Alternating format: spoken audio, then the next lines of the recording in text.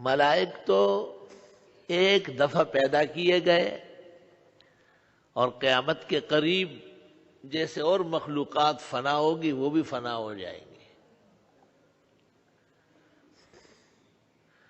اور 4 بڑے فرشتے جبریل، میکائیل، اسرافیل، عزرائیل، اور 8 وہ حاملان عرش جنہوں نے اللہ تعالیٰ کا عرش اٹھایا ہوا ہے۔ وَيَحْمِلُ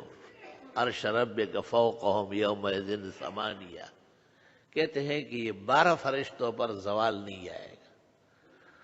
ان کو مستثنی من الموت رکھا ہے، البتہ تھوڑی دیر کے لیے ان پر غنود کیا جائے گی، جیسے آدمی اونگتا ہو نا اس طرح یہ اونگنے لگیں گے، اس طرح اونگنے لگیں گے اور بس پھر تازے ہو جائیں گے، اور یہی حیات نو ہے۔ اللہ تعالیٰ نے ان کے مراتب میں ان کی حیات ابدی رکھی ہے، اور باقی کل کائنات کے جو ملائک ہیں یا فرشتے ہیں یا جن اور انس ہیں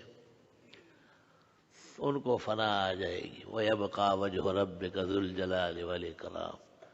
كُلُّ مَنْ عَلَيْهَا فَانٍ وَيَبْقَى وَجْهُ رَبِّكَ ذُو الْجَلَالِ وَالْإِكْرَامِ كُلُّ شَيْءٍ هَالِكٌ إِلَّا وَجْهَهُ لَهُ الْحُكْمُ وَإِلَيْهِ تُرْجَعُونَ، صرف اس کی ذات جل وعلا رہے گی، باقی ہر چیز ایک نہ ایک دن فنا ہو جائے گی۔ یہ فنا دنیا کے اعتبار سے ہے، آخرت کے اعتبار سے بقا ہے۔ صوفیہ کہتے ہیں کہ یہ فنا ولادت ثانیہ ہے اور حقیقیہ ہے، اس فنا کے بعد زندگی ملے گی، جب تک یہ فنا نہ ہو وہ زندگی نہیں مل سکے گی،